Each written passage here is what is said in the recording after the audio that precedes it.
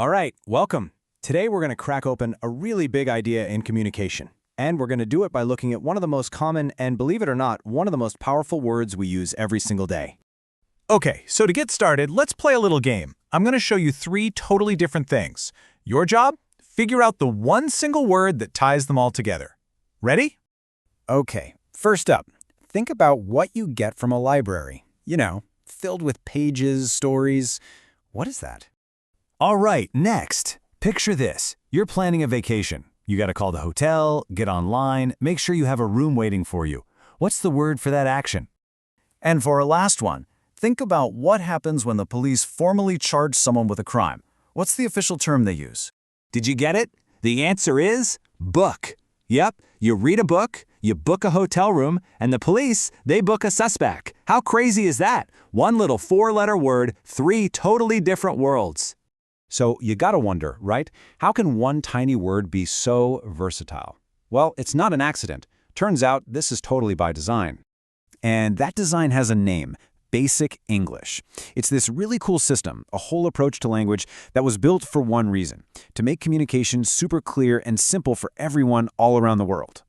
So, according to our source for all this, the Simple English Wiktionary, there's a specific reason book is so special. It was handpicked to be part of this, well, you could call it an exclusive club, the Basic English 850 list. So what exactly is Basic English? Well, think of it as a simplified version of the language. But, and this is key, it's not dumbed down at all. It's actually a super powerful tool designed for international stuff, business, science, travel. It's all built around a small handful of words that can do a ton of heavy lifting. And when I say a small handful, I mean it. How many words are we talking about? Just 850. That's it.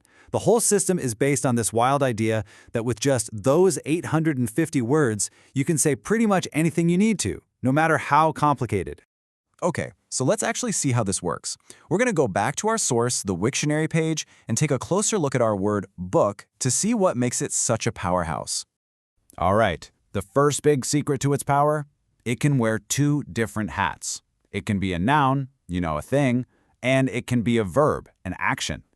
This double-duty ability is exactly what the people who created Basic English were looking for.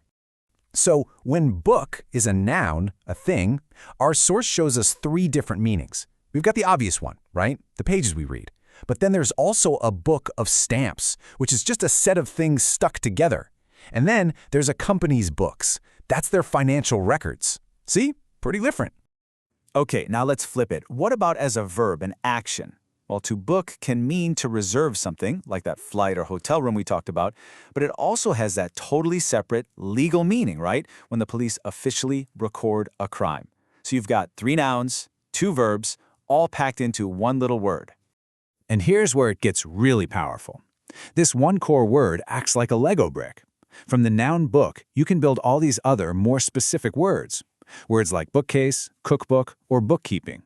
So you're expanding your vocabulary, but you don't have to learn a bunch of brand new words from scratch. So look, this is about more than just the word book.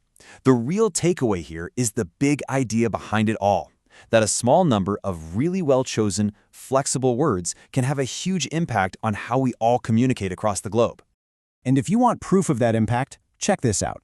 The Wiktionary page for just this one word, book, is available in 107 different languages. I mean, wow, that tells you just how fundamental this word is, no matter what language you speak. So here's the bottom line. Communicating well isn't about knowing the most words. Not at all. It's about really mastering the core words, the ones you can use in all kinds of flexible ways to get your point across. And that, right there, is the genius of Basic English. Which kind of leaves us with one last big question to think about. If just one word can do all of that, what could the other 849 do?